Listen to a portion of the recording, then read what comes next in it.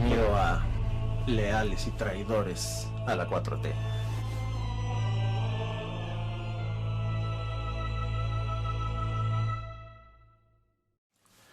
¿Los subsidios son buenos o son malos?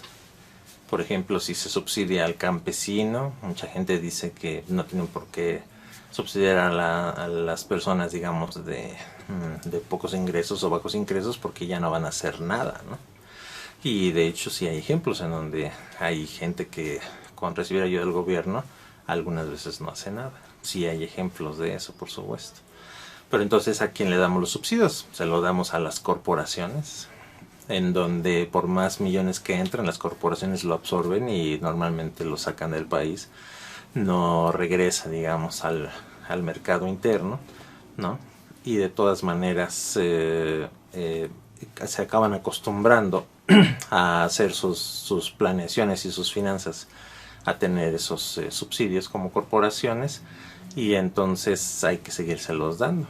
Si no, no funciona, no argumentan que van a quebrar, ¿no? Entonces, los subsidios son buenos, son malos. Bueno, como todo, hay algunos casos de éxito. Por ejemplo, en subsidios, si tú apoyas con un subsidio, en vez de resolverle la vida a alguien, tú lo apoyas. Por ejemplo, hay muchas maneras de dar subsidio, de darse el subsidio. Si no nada más das el dinero, sino, por ejemplo, garantizas algo, como se hace en muchos países y como se hizo en México hace muchos años. Por ejemplo, si el campesino te produce una tonelada, tú le garantizas que si no la ven en otro lado, se la compras. Esa es una manera de dar un subsidio, porque le estás garantizando que no importa que el mercado absorba o no la mercancía, tú se la compras, de tal manera que le quitas el riesgo, ¿no? a esa pequeña empresa que tiene el campesino, en donde no va a invertir durante 6 meses, va a gastar, va a dedicar su tiempo, pero al menos tiene la certidumbre de que todo lo que produzca le va a ser comprado, y tiene la libertad, por supuesto, de venderlo todavía a mejor precio en el mercado. Y ya queda como responsabilidad, por ejemplo, del gobierno el tener ese producto, irlo colocando en el mercado o venderlo a empresas. De todas maneras, el maíz no es un desperdicio en ningún momento, o bueno, o algún producto, ¿no?, del campo. No todos, por supuesto, pero hay unos que se pueden almacenar por mucho tiempo y eventualmente alguien lo va a querer, alguien lo va a ocupar. Pero de esa manera ayudas a que tenga la certidumbre esa pequeña empresita, digamos, ¿no?, que sería, por ejemplo, un campesino. Otro subsidio, por ejemplo, sería la educación. ¿Es bueno subsidiar la educación o que cada quien pague su educación? Bueno, pues ¿cuántos de ustedes, digamos, han tenido una educación en una universidad pública, ¿no? Millones, ¿no? Ha habido, digamos, educación pública, ¿no?, desde la preprimaria, ¿no?, primaria, secundaria, prepa, etcétera, etcétera. Hay gente, por supuesto, que toda la vida ha ido a escuelas particulares y, bueno, saben ellos cuál es el costo, por supuesto, de la educación.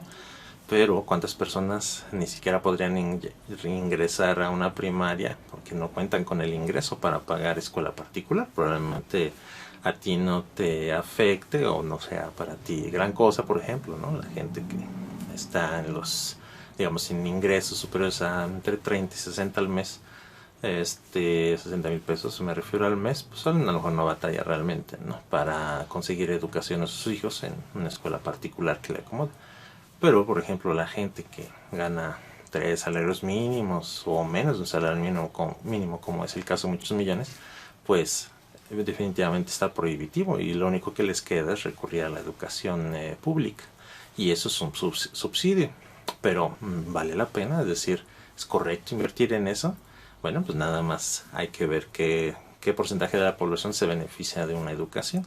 Si una persona no tiene educación formal, pues es muy difícil que acceda a muchos trabajos, ¿no?, que podrían ser bien pagados. Hay mucha gente que estudia en escuelas públicas que llega a carreras ya especializaciones muy importantes y acaba resolviendo su vida económicamente, bueno, de manera económica, es decir, llegan a tener buenos ingresos y luego ya les pueden pagar su escuela particular a sus hijos si lo gustan.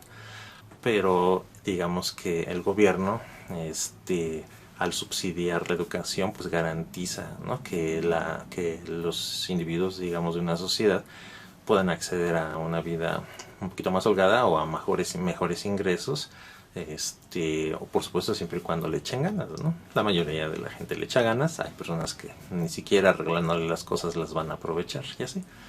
Entonces, los subsidios son buenos o malos. Por ejemplo, platiquemos de las energías limpias. Las energías limpias, aunque parezca sorprendente, en realidad son muy ineficientes. Uno pensaría, bueno, pero ¿cómo va a ser ineficiente si pongo mi fotocelda y la alumbra el sol y ya qué gasto hay en eso? Bueno, la misma fotocelda, la construcción de la fotocelda lleva mucho dinero y capta muy poca energía del sol. Las fotoceldas captan entre 8% y 12%, las más eficientes y caras, de la energía solar. Y se necesita una superficie muy grande, tan solo nada más para alumbrar una casa. Y pues depende todo, por supuesto, de que haya luz del sol. La mitad del tiempo pues no hay luz del sol. Y no siempre está en un máximo la luz del sol. Pues nada más al atardecer, al amanecer, pues está de lado el sol, ¿no? Y no da de manera plena, no transmite toda su energía que se pierde en la atmósfera, digamos. Entonces, no es tan eficiente, necesitas otro medio que produzca la electricidad mientras el sol no te la puede dar a través de la fotocelda.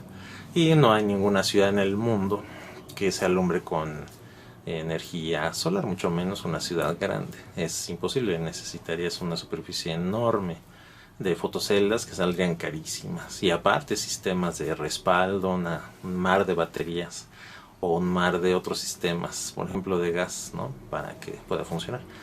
Y bueno, entonces para que tú le compres, para que una empresa energética de fotoceldas, digamos, funcione, necesita un subsidio, porque si no, no sale el costo, es mucho más caro producir con energía, digamos, solar, electricidad.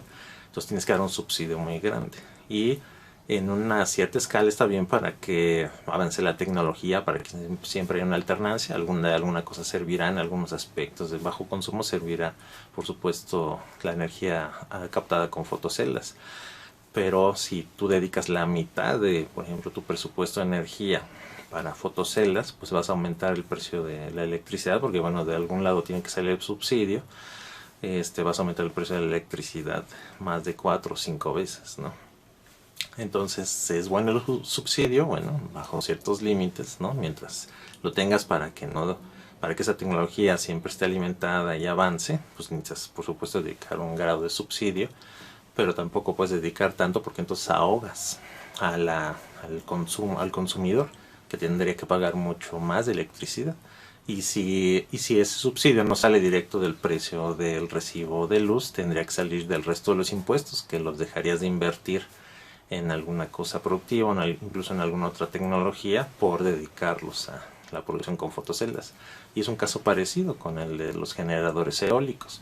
No todo el tiempo hay suficiente aire para que estén funcionando los generadores. Estos necesitan un área muy grande, causa un impacto en la fauna, un montón de aves y de insectos pues están siendo constantemente pues asesinados, bueno, matados, por supuesto, por las grandes aspas que llegan a girar bastante rápido, y necesitan sistemas de respaldo y necesitan mantenimiento, y en general son caros. Es mucho más barato producir de manera tradicional con energías fósiles. Eso no quiere decir que vamos a abandonar las energías alternativas, pero mientras estén en una franja en donde la tecnología se siga desarrollando y no dediquemos demasiados recursos a eso, ¿no? Que todavía es muy ineficiente en cuestiones económicas, pues todavía el subsidio es bueno. Entonces sería malo si fuera demasiado, como es el caso ahorita de México, que compra a empresas particulares una cantidad innecesariamente grande de energías aparentemente limpias, pero carísimas, y luego de dónde va a salir el dinero para pagarles ese subsidio, porque les tienes que regalar muchas cosas para que la empresa simplemente sea viable. Venderlo a precio de mercado, el gigawatt, por ejemplo, el megawatt, es decir, la energía eléctrica, les gana cualquier generador, ¿no?